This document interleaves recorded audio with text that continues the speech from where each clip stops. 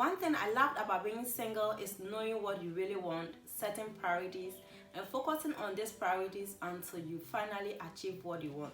However, when you get married, the story is totally different. This is because there are so many equally important things that are taking your time and your energy. In that you don't even have the extra time or energy to improve upon your own personal growth. Hello everyone, this is Time with Vera, and in today's video I am going to cover the 5 tips that I use in balancing all the important things in my life. Tip number 5 is my favorite step, and I would love it if you stick around to the end.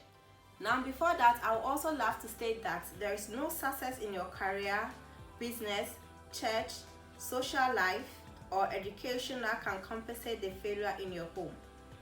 That being said, your topmost priority should be your family or your home. Once you know that your topmost priority is your home, now let's look at some of the things or steps that we can use to balance all the equally important things in our life. Take an inventory of your daily activities. Taking an inventory of all your daily activities will help you to know where your energy or your time is being put into, and this will also help you to sort out how you are going to reduce those time and energy that you put in things that are not necessary, and then can help you to put it in things that are really important in your life. Once you've taken an inventory of your daily activities, you want to figure out how you are going to limit or reduce the number of times that you spend on things that are not necessary.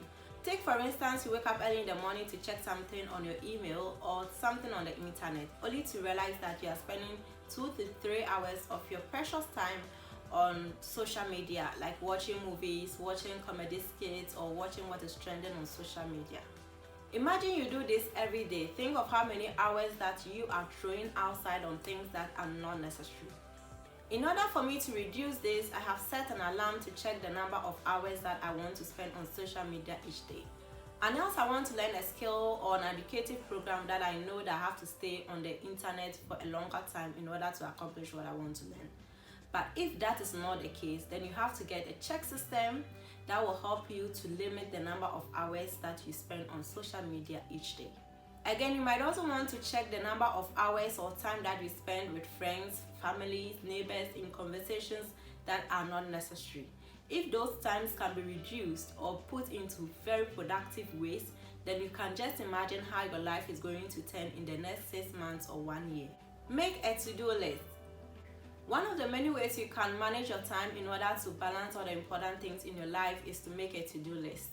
The extra 2 to 10 minutes or more that you spend figuring out what are you going to do next after task A is done, or what are you going to do after you are done with task B, can be avoided when you wake up early in the morning and do a to-do list. Also, it is proven that if you write down what you want to do for the day, you are likely to accomplish about 80 to 100% of your tasks written down, plus avoiding the extra time that will be wasted on thinking about what you are supposed to do after each task. Delegating responsibilities or finding smart ways of doing things. There are some house chores or there are some trivial things that you can get other people to do it for you.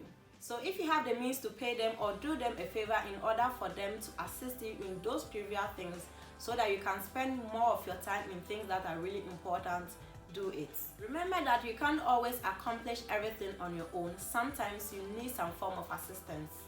Also, you can find smarter or fastest way of doing things. Take for instance, you would like to have an education or acquire some skills. Why would you want to spend an extra time to move from your home to a different venue when you can have it as an online studies?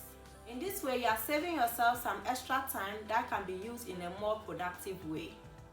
Now this is my best tip, and that is waking up 1 hour earlier or sleeping 1 hour late. This extra 1 hour can be used to learn a new skill or knowledge, listening to educative program.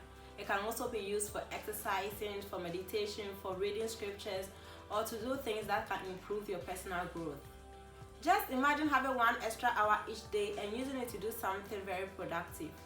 Do you know how your life is going to be in the next 6 months to 3 years? This is a special hour that can be used to attend to something which is really important but has been left out due to all the important things that you have to go through or that is taking your attention.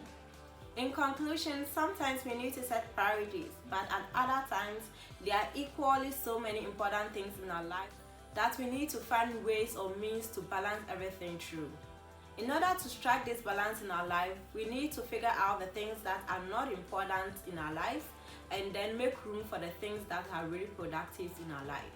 Plus, additional 1 hour that can be used towards your personal growth. This has been my 5 tips on how to find a better balance in your life. You can also share your personal tips on how you stayed balanced in your life so we could also learn from you.